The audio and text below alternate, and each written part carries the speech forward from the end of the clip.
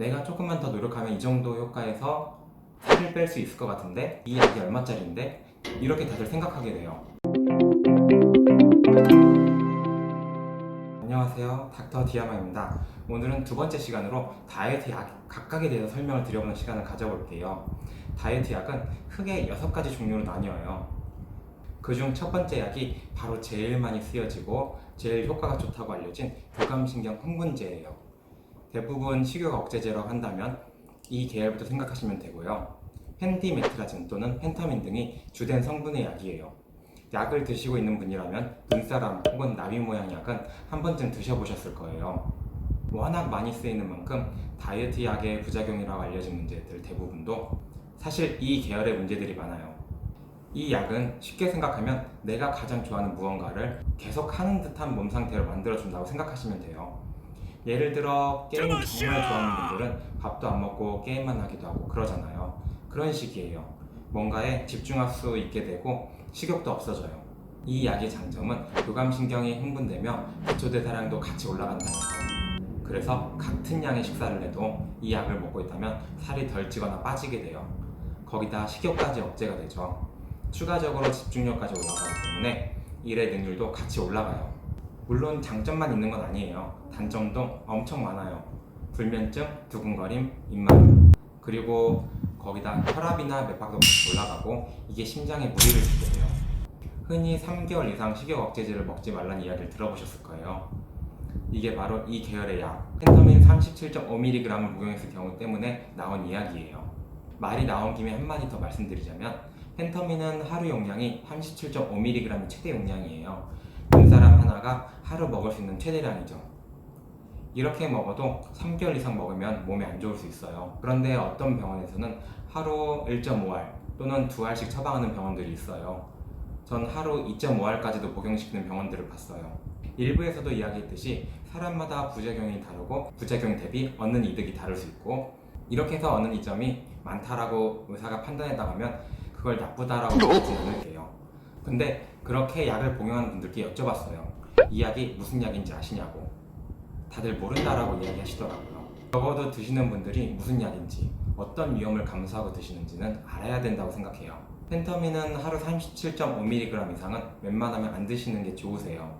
그 외에 펜디메트라진이라는 약이 있는데 이 약은 펜터민보다는 효과가 좀 떨어지지만 부작용도 좀 적다 해서 쓰고 있는 약이에요.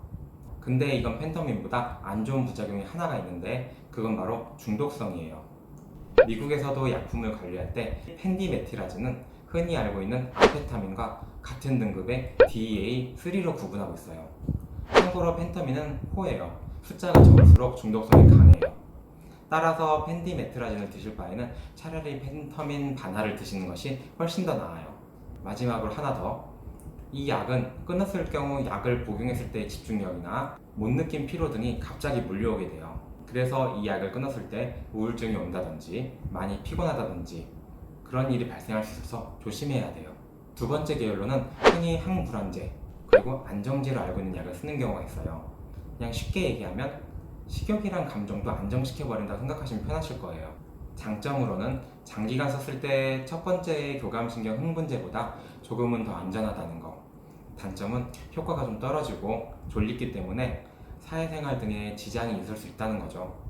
대신 다이어트 하면서 예민해지는 성격이라면 이 계열 약을 쓰시는 것도 좀 더 도움이 될 수 있을 거고 약에 대한 부작용이 많이 걱정되시는 분이라면 이 계열부터 시작하셔도 보통은 괜찮으세요. 세 번째 계열은 삭센다예요. 이건 몇 년 전까지 선풍적인 인기를 끌던 약인데 최근 인기가 좀 시들어졌어요. 이 약은 사실 정말 좋은 약이에요. 상당히 안전하기도 하고 효과도 좋아요.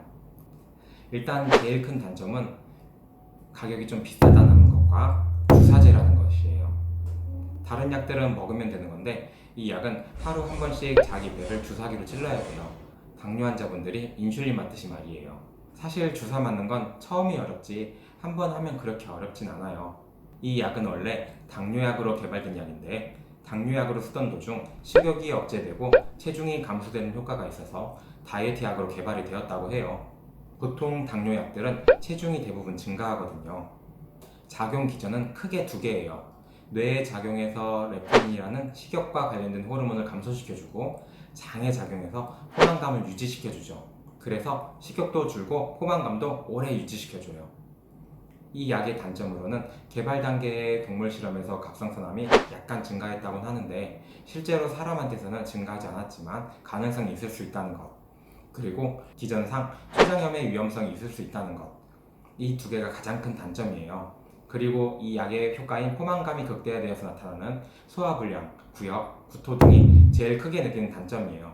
그리고 드물게 알레르기 반응이 있을 수 있고요. 제일 큰 단점은 효과 없음이에요. 제가 앞에서 효과가 좋다고 말을 했는데 여기선 반대로 이야기하는 것이 조금 이상하시죠? 왜 그러냐면 이 약은 자기가 용량을 조절해서 맞을 수가 있어요. 하루 용량이 최소 0.6mg부터 최대 3mg까지 5배까지 차이가 나요. 거기에서 자기에게 맞는 용량을 찾아서 맞는 거예요. 근데 아시다시피 이 약은 많이 비싸요. 거기에 용량을 스스로 조절할 수 있게 된다? 대부분 약하게 효과가 나타나는 선에서 용량을 더 증가시키지 않게 돼요. 내가 조금만 더 노력하면 이 정도 효과에서 살을 뺄 수 있을 것 같은데 이 약이 얼마짜리인데? 이렇게 다들 생각하게 돼요. 그럼 당연히 약하게 효과가 나타나는 선에서 약을 중단하게 되고 이렇게 약을 사용하니까 당연히 효과도 약할 수밖에 없어요.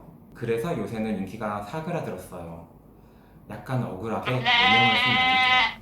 이제 많이 사용하는 식욕 억제제는 설명드렸어요. 이제는 흡수 억제제를 설명드릴 거예요. 먼저 지방 흡수 억제제, 제니칼, 제로다운, 올리다운, 이런 이름은 들어보신 적 있으실 거예요.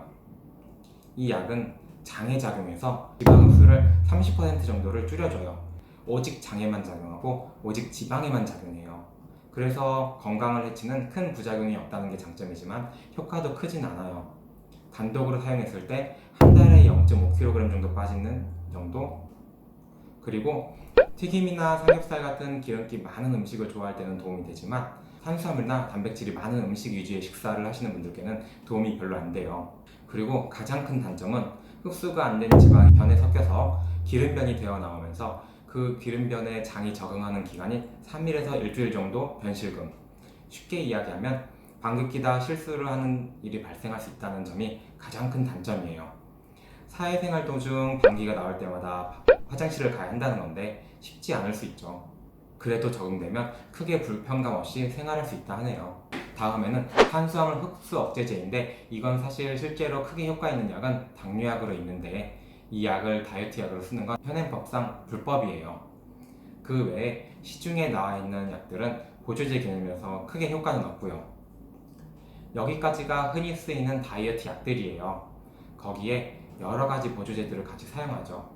포만감을 올리느냐, 지방 분해를 도와주느냐, 기초대사량을 올려주느냐, 부종을 빼주는 약 등 어떤 약을 어떻게 쓰느냐에 따라서 효과와 부작용이 엄청 달라져요. 그래서 다이어트 약을 선택할 때는 정말 신중하게 결정을 해야 돼요. 자기한테 맞는 약을 선택해야 하고요. 약에 대한 설명도 충분히 들어야죠. 마지막으로 이뇨제를 쓰는 경우도 있으신데 이뇨제는 웬만하면 쓰지 않는 게 좋으세요.